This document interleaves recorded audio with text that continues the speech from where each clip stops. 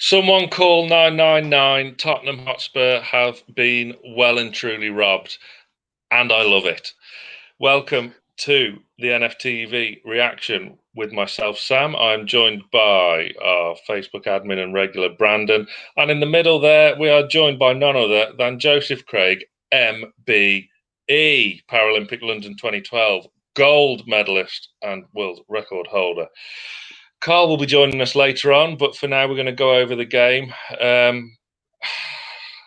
Where to start? Let's start at the beginning, and let's start with you, Josef. What did you make of Steve Bruce's team selection today? I thought the team was possibly the strongest that we could have put out there with the options that we've got. Saying that, though, they played like probably were third or fourth string team today. I don't think that many of the players had what they could call a Premier League performance, and I've got a couple of, I think, controversial opinions about who did well and who didn't do so well, but I'd get onto that later. I mean, Brandon, you were pleased to see Matt Ritchie start. Yeah, it wasn't a fantastic performance from Ritchie, which I'm sure we'll talk about when we speak about Spurs. And a nasty knock as well. Yes, it looks like I think Bruce says it's not dislocated, but it's a bit of a it's like fractures or something. Similar to the injury that Fabian Schär has, so it will probably need an operation. A few weeks. So he could be out for a few months. So, which is unfortunate. I mean, what made you want Matt Ritchie to play ahead of Jamaal Lewis, Brandon? Well, I was kind of sad to see him being dropped for Jamaal. Of course, he has potential with Jamaal Lewis, but I was sad to see Matt Ritchie dropped. Last season, he was always like a decent player for us. We could trust on him. And Matt Ritchie, yeah. I said in the Facebook post, if he scores a goal and a hat-trick and kicks a corner flag into the stands, he should play today against Tottenham. He did 2 out of 3 of them, so more than deserved, in my opinion. Yeah, I think he was at fault for the goal. Let's before we come on. But he deserved to play this week, right? Against Tottenham. With his performance against Morecambe. Yeah, I see what you mean. Yeah, Josef, 5-4-1.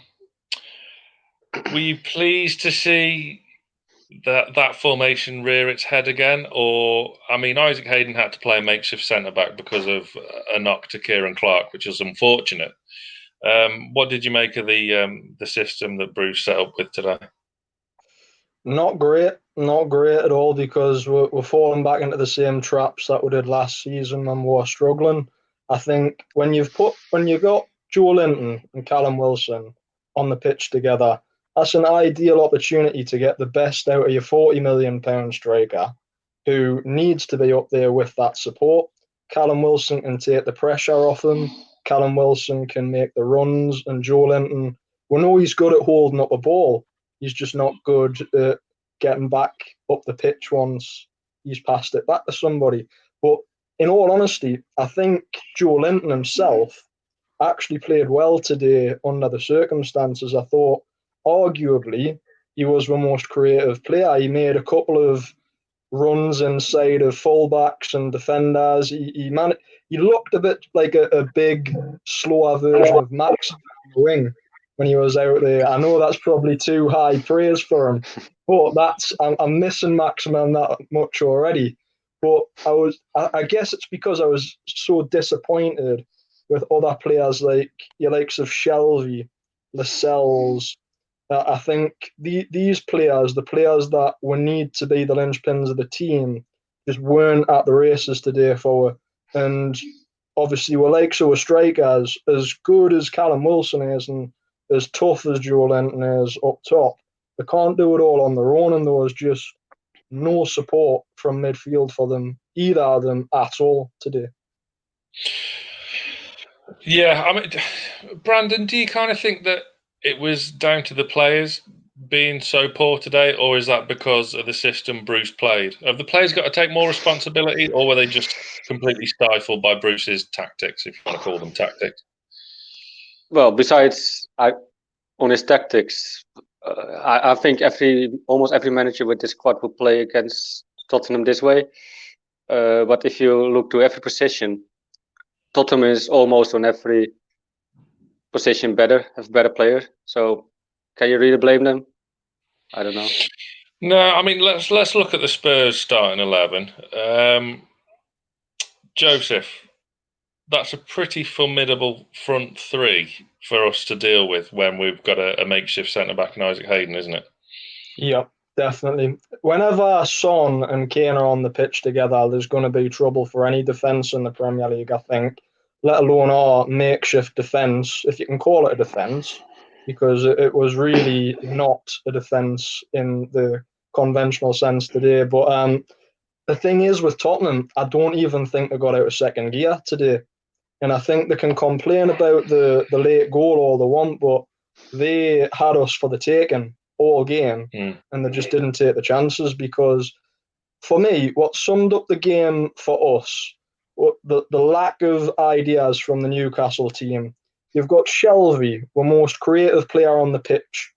There was a point where he had the ball, where strikers, were wingers, instantly run up the pitch as they should. And what does he do? He turns and passes it back to the defender. I'm sorry, but what can the defender do that Shelvey can't? Because you expect Shelvey to pump that long to somebody and make something happen. But he doesn't. He just brings it back. And he just looked, as well as not just Shelvey, they just looked devoid of ideas today. They just looked scared. But can we agree that Mourinho's biggest mistake was taking Son off? Definitely. Yeah. I mean, Mourinho's obviously thinking that they've had pretty horrendous fixture congestion, haven't they, with playing in Europe and whatnot. But they play Haifa, right? Maccabi Haifa they play. Yeah, but also to kind of contradict my own point, their game against Leyton Orient was obviously called off, and they got a bye through the Carabao Cup, didn't they? Just looking back on that Spurs 11, to kind of flip it a bit, that midfield three, Brandon, Højbjerg, Winks, Lascelles. I mean, Lascelles is a good player, but that midfield three doesn't scare me at all. Should Shelvey and Hendrick? I like Winks though, but do you? I see. That's interesting. He does nothing for me at all. I'd rather Isaac Hayden than Harry Winks. I've got to be honest. I don't know why. I mean, maybe it's just my personal preference, but Harry Winks does absolutely nothing for me. I cannot see for the life of me how he gets in that England squad every time. I think he's a good connecting player. You're saying that, Sam, and I'd agree with you. I would take Hayden over Winks. But if you had have looked at that game in isolation today and no other game, would you have said the same thing? Well, no, because Hayden started centre back, didn't he? And didn't look great. Let's be honest. And but with the likes of Jeff Hendrick, was he the signing that we've brought him in for? Did he do the job that Steve Bruce has brought him in to do? I don't think so. I don't think you knew where you wanted to be on the pitch today at all. If you can see, with Hendrick, I mean, he started all three games, and he was fantastic at West Ham, like all the team were. And then his performances have reflected the team's performances. But I think my impression was he was going to be signed as a squad player, not as a starter. But just quickly go back to that defence. Obviously, Kieran Clark's injured. Brandon, Florian Lejeune played 90 minutes and got a clean sheet for Alves yesterday. Okay. Should we have loaned him out, or should we have maybe have kept him in case this sort of thing happened? Obviously, we didn't sign Rob Holding, and now we're down a centre back. We need a centre defender in, but if we don't get him in, it's stupid that we let him go. He was always, I have to say, last season he wasn't as good as he were before, but like he's still a good player for sure. As well as Shar can be, but I don't know what's happened to Shar as well. But let him go. I don't know, tough one. If he could have bring Rob Holding in, maybe. Mm. It's like a 50-50 for me. Yeah, I mean, the thing is now as well, Joseph, obviously, Cher and Dummett are still coming back from injury. Clark played 1.5 games and has seemed to got injured again, although we don't know how long for. We've let Lejeune go and we're in a bit of a mess again. I mean, Kieran Clark's been fantastic, obviously, but has Bruce made another bit of a Steve Bruce hiccup here in letting Lejeune go? It's a bit of bad luck, and I think it's a bit of a hiccup as well. I don't think we can lay all the blame on Bruce's door on this one, but this is one of my controversial opinions, so I'm sorry about this so early on. But I've been saying for a while, one of the players we should look at either replacing or phasing out the team is Jamaal Lascelles. Thank you. I'll say that because he's a captain and he doesn't shout. All right, so there's no fans there. Not once did I hear Jamaal Lascelles barking out orders. He delegates all that stuff to the players around him, which is fair enough if he's doing a job of a tough centre-back and he's focusing on his own work. But oftentimes he was being dragged out of position. And this has happened more frequently throughout the past 3 seasons with him. I think he's been on a steady decline ever since that second season with Rafa, in my opinion. And I think sentimental value has protected him a little bit in the Newcastle team because he's been a really good player for in the past, but I don't think he's captain material, and I don't think he's very good at organising his back line either, just because he's never in position himself, and he seemed a bit scared today as well. He didn't seem like he was confident in his own ability. When I think when that starts happening to your captain, it's tough for the rest of the team. Joseph, who would you reckon as our new captain then if Bruce has the balls to drop Jamaal Lascelles? If he drops him, who would you make a captain? That's a tough one as well, because the person that I'd say should be captain is somebody else that is probably going to be being phased out the team with the signing of Lewis anyway, and Richie. Because Richie's probably the loudest person on the pitch.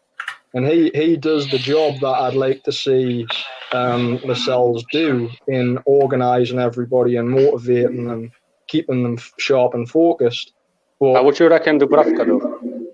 Yeah, I'd love Dubravka to have that chance, but at the moment he's injured. So if it's all players that are here at the moment, right, I'd say Richie, but definitely Dubravka. But that's another thing I wanted to see today that didn't happen. Even though Darlow had the best game on the pitch for, I think, apart from VAR being the most help to her. But I think Gillespie needs to get that second place shot. I think he needs to be with second choice keeper because, yes, Darlow had a good game today, and God willing, that continues and he proves us wrong. But give Gillespie that chance, because I thought he was good when he's played for in pre-season and against Morecambe. But I don't think Darlow is the answer long term. Would the score have been 1-1 today had Gillespie been in goal? It's a tough one. I think yes, it would have. So it doesn't make a difference today. And yes, he was the man of the match, Darlow. I'll hold my hands up and say that. But I don't think it's necessarily just been Darlow's fault this game that we didn't get a win, that we didn't jammy a win. I mean, I think it was mostly defensive errors. There's not much a keeper can do when his goal is pretty much just there for the taking in terms of everybody's just laying up and have a shot. But I don't think Darlow is very or as good as Dubravka and Gillespie at handling that pressure. I have to disagree though, to be fair. Sure? Because Darlow is so long underneath us and he's always... Can you name a bad game of Darlow when he has to come in? I don't. Really. He has always been loyal to us. He's been a good goalkeeper. In the championship, he done great for us when we promoted. See, Brandon says that he and I never agree, but Brandon, I agree with you. Fantastic. I agree with you. Carl's back with us now. He's just been on We Are Tottenham TV. Carl, how are they feeling? Just before I take you through some of the points Joseph and Brandon have raised. I think, they're fuming, aren't they? I think everyone's kind of had the same. I was very nice, to be fair. I was very, very positive towards them, just to stem the backlash. But yeah, no, I think we'd all agree though that was we'll take it. It was a crazy decision. Something needs to be done about it. But yeah, they're not feeling great. That's all.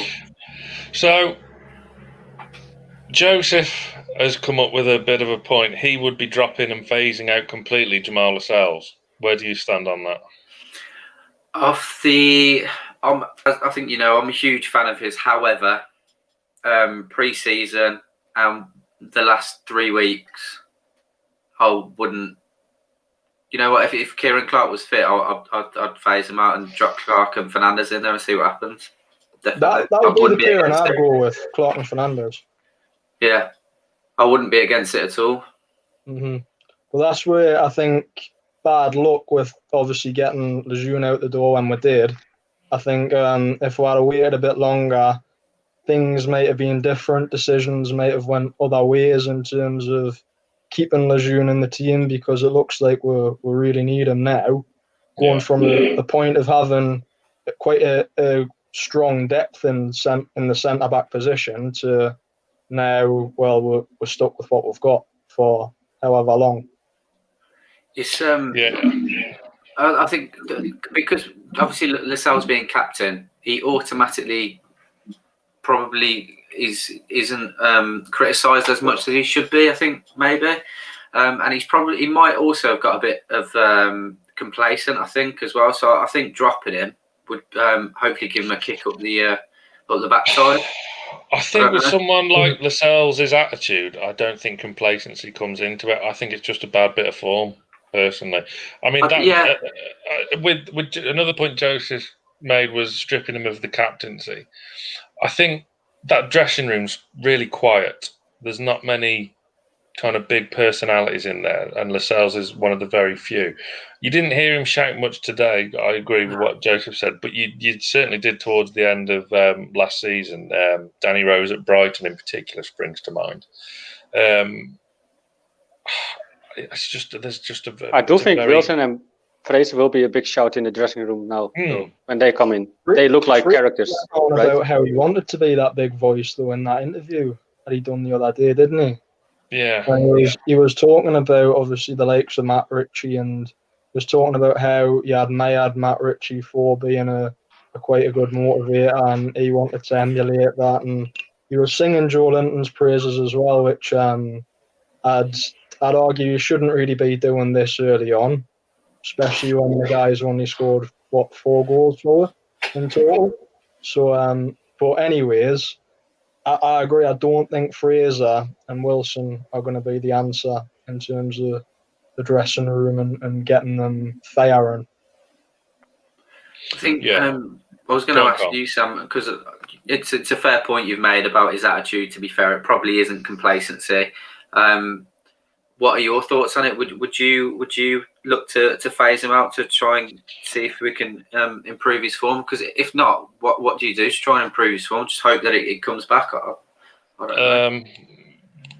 With me, I'd have never got rid of Florian Lejeune because for me he's our best defender when everyone's fit. I know he had a mare of a season last season, but that was down to the way he was looked after by Bruce for me. Lascelles, maybe dropping him for 1 or 2 games here and there. I mean, if you're playing bad, you shouldn't be in the team. There's no two ways about it. It's one of them. It's a difficult one when it's your captain, isn't it? I suppose it is, especially as the vice captain is John Joe Shelby, who isn't a voice. He's not captain material, really, is he? But a lot of people seem to have respect for Fernandes. Forced because of injuries at the moment. We're back down to 2 fit centre backs again. So he's in the team, and he'll be in the team on Wednesday at Newport County, I imagine. But let's just back to the game, and obviously Tottenham eventually took the lead through Lucas Moura. Come on then, Brandon. Who was actually at fault for the goal? I would say first it's the fault of Jamaal Lascelles, and after that one, Richie should have taken out Lucas Moura for sure. But I agree, it is Richie's fault in the end, but Jamaal Lascelles could have cleared that before that with better positioning. Taking his better position in the 16-yard box, for sure. Karl, do you agree? I can understand where you're coming from, Brandon, but I don't agree personally. I think it's Richie's fault. He was completely unaware of where Lucas Moura was as well. So Matt Ritchie's fault for me personally, but I can understand where you're coming from. Joseph, let's round this off. Who was to blame, or was it just a well worked goal? It was a well-worked goal, but I think it was a bit of a catastrophe on two players' heads in particular. I think it was Lascelles, obviously, what I said before about him not shouting, not commanding his box. But Richie, I think I disagree that he didn't see where Moura was, because as he was coming into the box, he did look over and he saw Moura next to him. But the error, I thought, was he dashed right forward. He gave him too much space. And he didn't look back since then. He just had the blinkers on and thought, right, I'm going to get into that position. And Moura obviously knew that Richie wasn't covering him anymore. So he knew if a ball was going to come his way, even though I don't think it was intended for Moura, it ended up there. And obviously Moura, being clinical, took his opportunity. Yeah, I think that's a fair point as well, because it definitely wasn't intended for him. It was just a chance ball. It was a good, well-placed ball across the area, isn't it? You're looking for someone to get on the end of it. So, yeah, that's fair enough. If I don't think I noticed that he was aware of Moura was. I've only just kind of caught it where he obviously he's run back and didn't seem like he knew where he was, but that's fair enough. Fair enough. I mean, it was hardly against the run of play, was it? The goal was definitely coming. And they could have. I mean, the score could have been. So in the end, 3. you shouldn't blame anyone for the goal. I don't know. For me, Richie should be dealing with it. But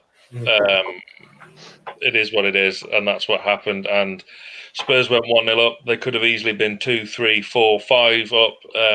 Son, if not more, he hit the bar. I mean, all things considered, Joseph, what a fantastic player Son is. Aye, Son's one of them where he's won the million, really. He's very strong for his size, which I think's important in the Premier League, especially the kicks and the knocks he does get. And he's very creative, and he drives forward with the ball, which is brilliant to see, even if you're on the opposing end of it as well. I mean, he can make stuff happen out of nothing, which we've got a player like that in Alan Saint-Maximin, but obviously he's not available at the moment, so that's by the by. I think Son, though, he's up there with Mane and Salah as in terms of the level of quality that he brings to the team that he's in. And Tottenham do struggle without him, that's clear to see, because I don't think the options they've got to replace him when he's not there are anywhere near his level, and that they don't really do the same sort of job as Son does when he's on the pitch either. Yeah. Karl, not to mention that if they would have played Gareth Bale as well, if they would be possible to play. You know what? Is Gareth Bale going to be quality? With he's still going to be out for another month or two, isn't he, with his injury? And he hasn't had much game experience with Madrid recently, so there'll be a lot of rust in them legs, in my opinion. Still a world-class player, though, isn't it? So definitely. A positive to take from today was that Bale wasn't playing. Could have been about 4 or 5 if I was wrong. It would have been anyway, but who knows? Darlow had an absolute blinder of a game, which I know I've spent the past sort of 15 minutes sort of not slagging him off, but indirectly slagging him off. But like, today was one of his better games, so I'll admit that. And he pulled out some absolutely cracking saves to keep winning. And obviously, I think it's definitely interesting who's going to get that goalkeeping jersey while Dubravka's out now. Carl, what do I think you Bruce think? made his choice. Yeah, I agree. Carl, what do you think about the goalkeeper situation? Is Darlow the league goalkeeper for the moment, and Gillespie's, in the Carabao Cup? In my opinion, yeah. I think we were quite happy, very happy when we managed to secure Darlow long term again.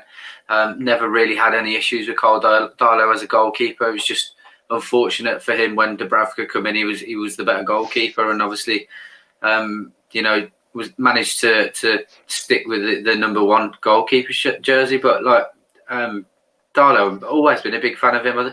I can't put my finger on too many games where things have been entirely his fault. I think he's a solid goalkeeper, and he's always progressed from coming up from the Championship.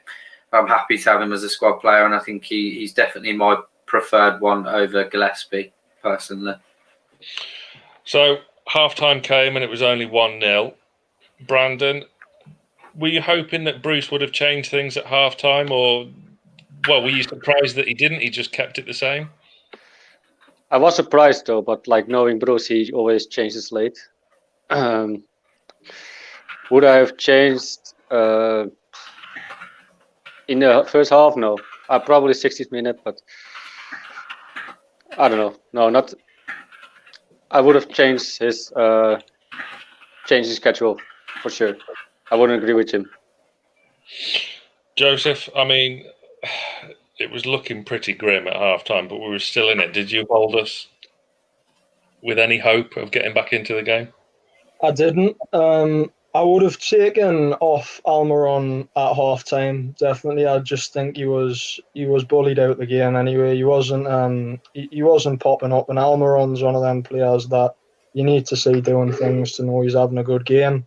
And I think bringing Carroll on was the right idea because we needed that physicality up top. We needed that sort of commanding presence up there, because even though Carroll's a few years past his best, and we don't know how long he's going to be holding up in the Premier League after this season. I think that's it for him after this season, but that's by the by.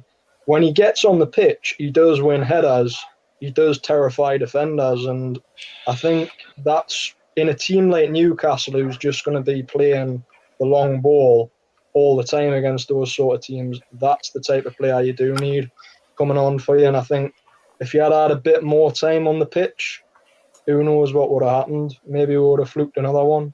I think Andy Carroll's performance today will split opinion. He won the penalty. Well, I say he planned that, because he headed it onto the hand twice, didn't he? And they didn't give it the first time. Yeah, so he was just like, right, I'll try that again. We said on Scoring the Players that, if you appeal enough times, the law of averages says you're going to get one. But okay, so let's stick with Miguel Almiron. As Joseph said, he would have took him off at half time. We touched upon this again in Scoring the Players. My point was that he was played out of position, and on that right hand side, it just doesn't work. And there's now this age-old debate of where's his best position. But I think, would we all agree Almiron's best position is number 10? Yeah, I'd say so, definitely. So, Brandon, why is Steve Bruce playing him out on the right? Does he have another choice? Yeah, I don't know. He just wants to play all his best players.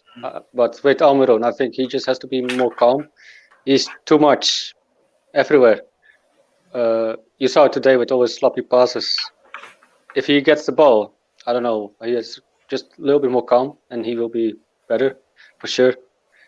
We know what he can do. Is there an argument that he could have started Jacob Murphy out on the right and Miggy out on the left, even if he was going to play Miggy on the wing? Do you know what I mean? 100%. Yeah. I still wouldn't start Murphy, though, in my opinion. I wouldn't start him, but...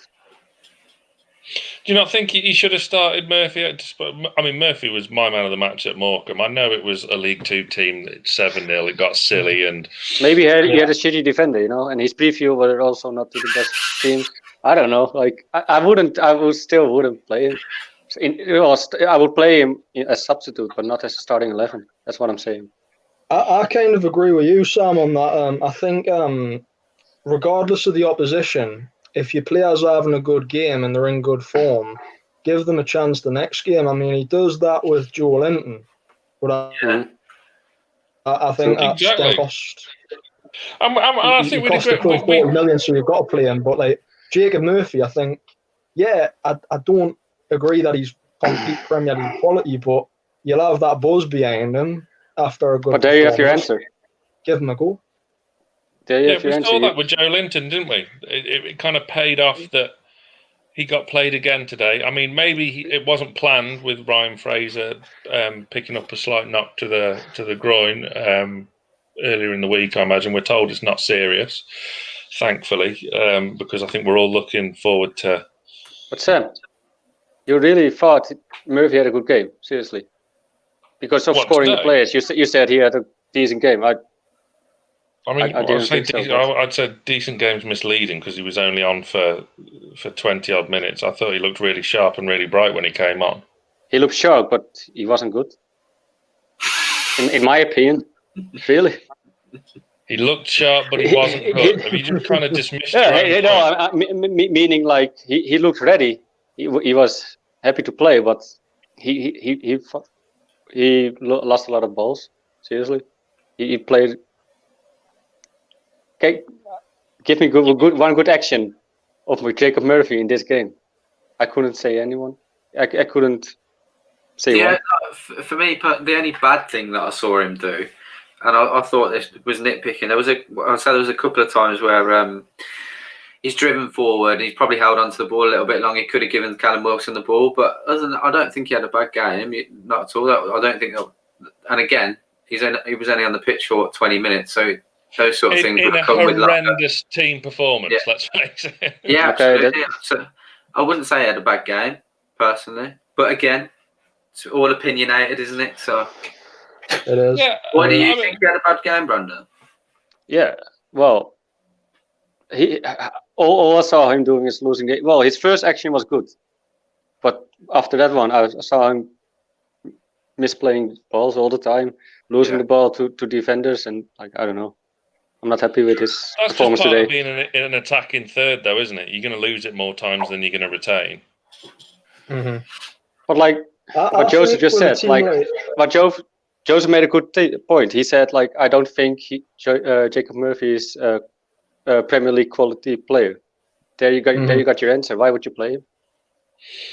Well, we don't know if he is. Football's a game of form, isn't it? At the end of the day, You want your players who are in form playing, and the ones who aren't, you want to try and give them a bit confidence on the training pitch and then get them back out there. Because in sport, when you're not performing well and you're just expected to go back under them lights and do it all again, it can be very daunting, and you put that pressure on yourself. And it's more about protecting the players from themselves. Because I think that was part of the problem with Joe Linton last season. The fact that he was played every Premier League game wasn't good for him, regardless of the decision behind that. He probably needed a couple of weeks off, but we weren't in a position to give him a couple of weeks off to reset himself. And it's a difficult one, I know, because we haven't got we've got strength and depth, more so than we've had for the past 3 seasons, I think, but still not good enough for the Premier League, I don't think. Let's put it this way. I'm just not so convinced as you other guys are in Jacob Murphy. But maybe he changed my mind. I'm open for him changing my mind.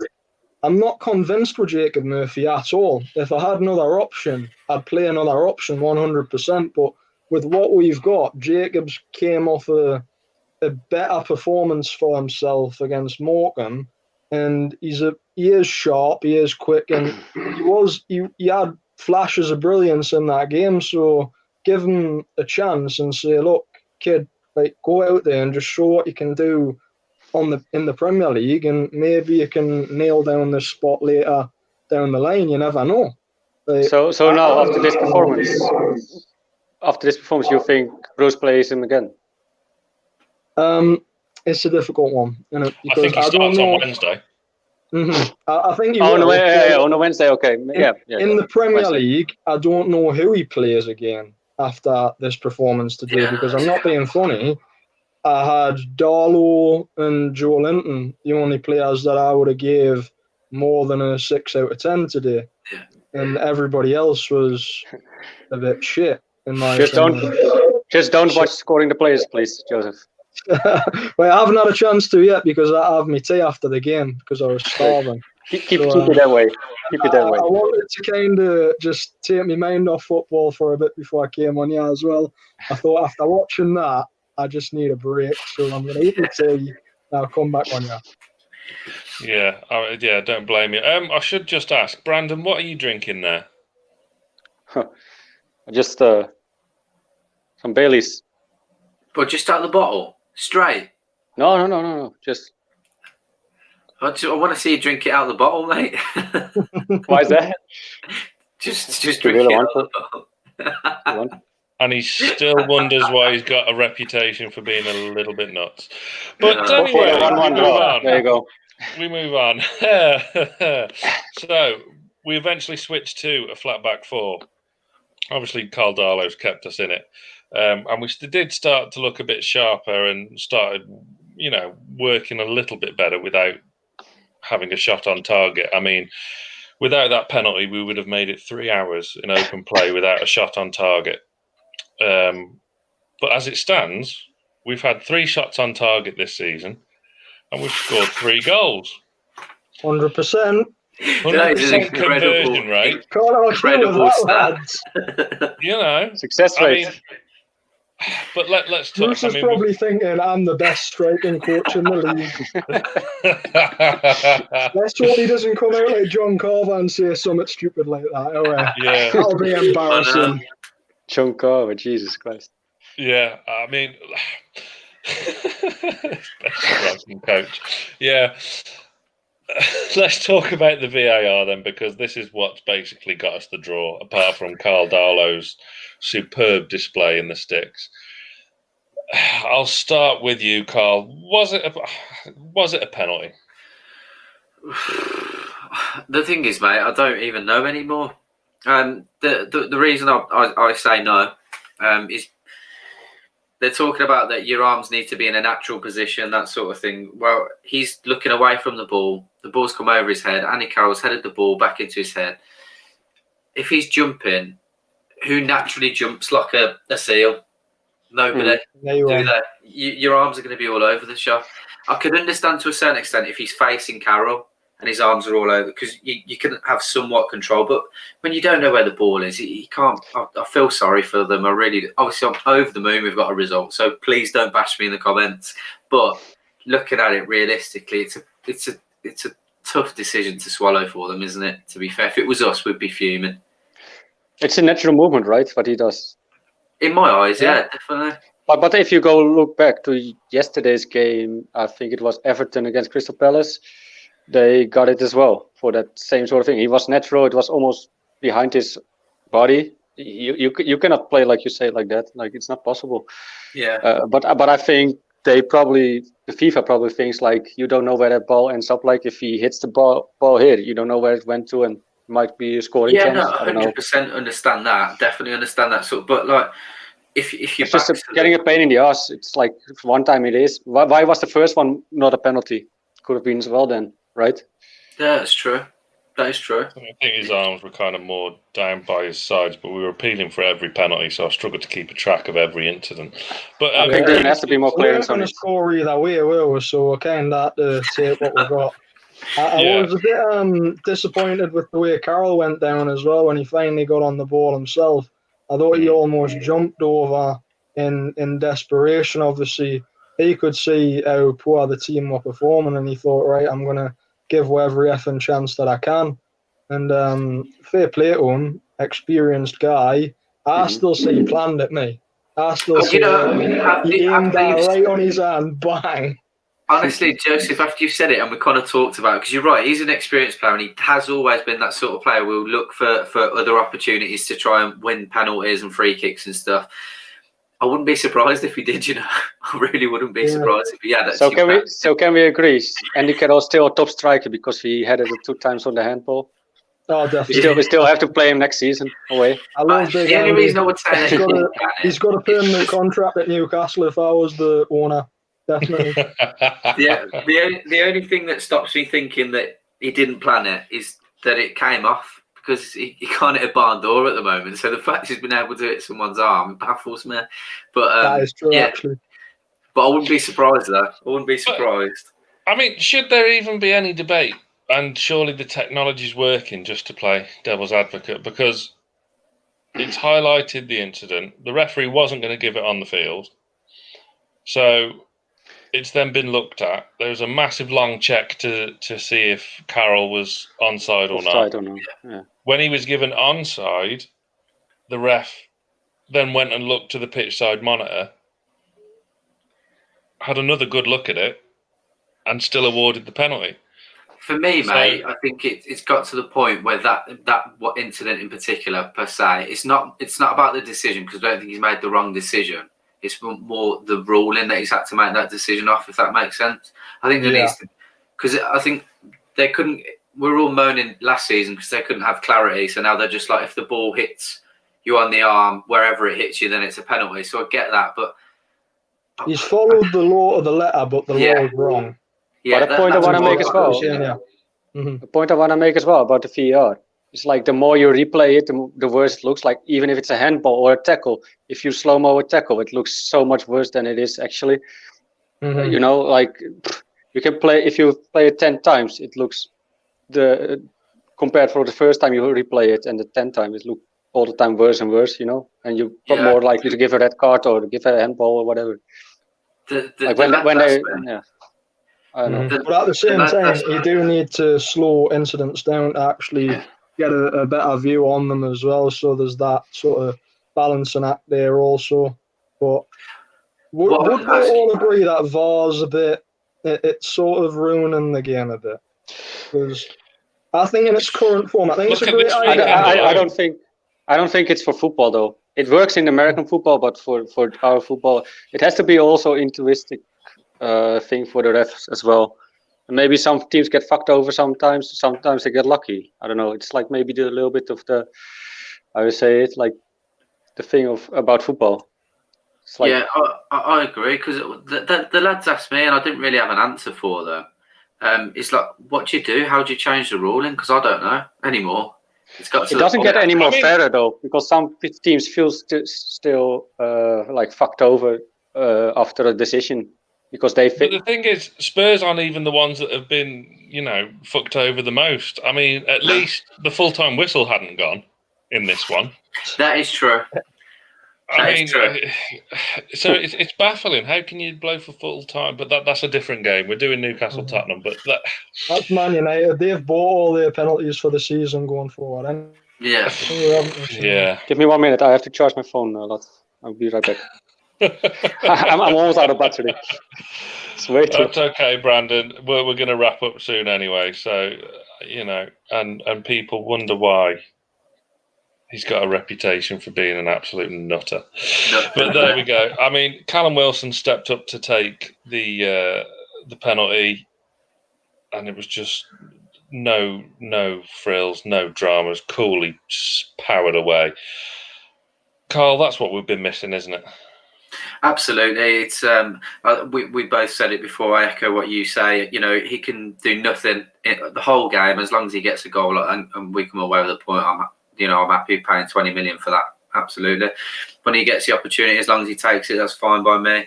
You know, he's had a good headed opportunity last week that he missed. He should be scoring. But yeah, he's gone and took to a penalty. And to be fair to him, you know, fans weren't there, but it had been under a lot of pressure as well. Last second of the game, you know, you score that, you basically got a point out of nothing. So fair play to him. Like, we've been missing that massively, mate. Yeah. For once, I wasn't. I mean, I was obviously still nervous because you know it's a last minute for an equaliser. But Joseph, I'll come to you with this. Like, normally for a penalty, our record from the penalty spot is absolutely horrific. But having that proper kind of, I know he's not our number 9, but he's a number 9 kind of striker, isn't he? Having that number 9 striker, that focal point up top, it just makes you feel so much better because you can go through a game having no chances, boom, one chance, last minute, bang. It just makes all the difference, doesn't it? I mean, the best number 9s in the world, they just take the opportunities when they come to them. Look, Callum Wilson had probably the worst game he's ever going to have in a Newcastle shirt today. And that wasn't even his fault. But when the opportunity came to him, he did take it. And that's the type of player that's been missing up top for a very, very long time. I mean, Rondon obviously wasn't our player, but he was the last player that could do and have that sort of ability. Now, whether Callum Wilson's as good as Rondon this season remains to be seen. But so far, you look at, regardless of how he's played, 2 goals in 3 games, it's looking pretty good, isn't it? It is. It is. I mean, as we look back now, 3 games into the Premier League season, 4 points. Brandon, would you have taken that at the start? Easily, for sure. Especially about Tottenham. Well, Brighton is a kind of loss, but looking at the team now, how they perform, I would take 4 points. But on paper, before the season started, I would have hoped to at least have a point against Brighton. But looking at it now, I'm happy with 4 points, West Ham, we needed to win, expected to win, so I'm happy with 4 points. Karl, Joseph, do you agree with that? 4 points? Yeah, I do. The only thing I would, I didn't expect us to get a result at West Ham, and that's just not paying too much attention to them. I was more looking at the quality they've got on paper, the likes of Yarmolenko, Felipe Anderson, and Antonio. I thought it'd be a more difficult game than it was. So for us to come out with 3 points from that, I was absolutely over the moon. And then naively thought, we'll go and do Brighton. But again, it's you get put in your place. So we got played off the park. So I'd have been happy saying 4 points from those 3 games. I think definitely. Joseph, I'll take 4 points from them 3 games all day long. Look, I would have been over the moon with 7. I would have been dancing on the stars with 9. But I'll take 4 from the opponents we've had, and especially how we've played in those games. I'll take 4 points. Absolutely. Can we agree though? It's really hard to rate us where we're going to end up this season, where we can level with. Do you know what? I think it'll be a good judge after our next game at home to Burnley. These are the kind of games where before we weren't winning, whereas now we've got that extra depth of quality in the squad. You should be beating teams like Burnley at home. Yeah, so I think we'll know more. Because Brighton isn't really a fair test now, looking at it, is it? Because they've actually been brilliant over the last 3 weeks, haven't they? To be fair, and that's a team that play 5 at the back, but play the right way with 5 at the back. Just because you play 5 at the back doesn't have to be so like we were in in that game. But Bruce plays 5 at the back where he just phases out with quote unquote main striker, where main striker has to drop off and become a makeshift midfielder to be involved in the game at all. Exactly right. I don't like. I think when we played 4-3-3, we looked good, and why we can't work on that on the training pitch more. Because from my point of view, as soon as we started knocking the ball around today, one-touch football, we actually looked a bit of a threat in the final third. I know we didn't have any shots on their goal really, but we at least looked like a threat. Yeah. But what you really do so if you were Bruce though, like I understand Bruce's side, like he faces Tottenham, he thinks like he looks at all the players and he's like, fuck it, I play 5-4-1. Would you, if you're really honest, you would probably do the same, right? I have no problem with playing 5-4-1 away at Spurs, but it's the way you do it. It's the way you do it. If you played like we did today, because we didn't deserve anything from today, it was like the way we set up at City against City in the Cup with 5 at the back. It's the way you play 5 at the back and how we've done Newcastle sit too deep when they play 5 at the back. I think there's no 100%. like. I get it. You want your midfielders to come into that back line and support the defenders, but people forget that's your last line of defence. And you don't want to bet everything on your last line of defence. You want at least to try and break them down further up the pitch. So, for one, your midfielders can get the ball up to their half of the pitch, and 2, your strikers and your wingers ain't knackered by the time they do get into their half and just have to come straight back, and we lose it. Yeah, we did definitely. a little bit to the second half, right? We played further up the pitch later in the second half. Yeah, it was better to see, but again, you can tell that it's not something that the work on the training pitch regularly, because they just don't look comfortable when they play that type of football. We didn't look like scoring at all, did we? No. Let's face No. it. So, work needs to be done. But anyway, that was the NFTV reaction from Newcastle's unlikely point at Tottenham today. The birthday boy, Mr. Lee Lawler, he will be here later with the last word, and do check out Scoring the Players if you haven't. Are we going to sing for him, Son? Have we done what? You want to sing for him now? Here. You're the one that's sinking the Baileys, mate. If you want to, the floor is yours. No, I'll leave it up. It's No, go on, Brandon, do it. Happy birthday to you. Yes, lad.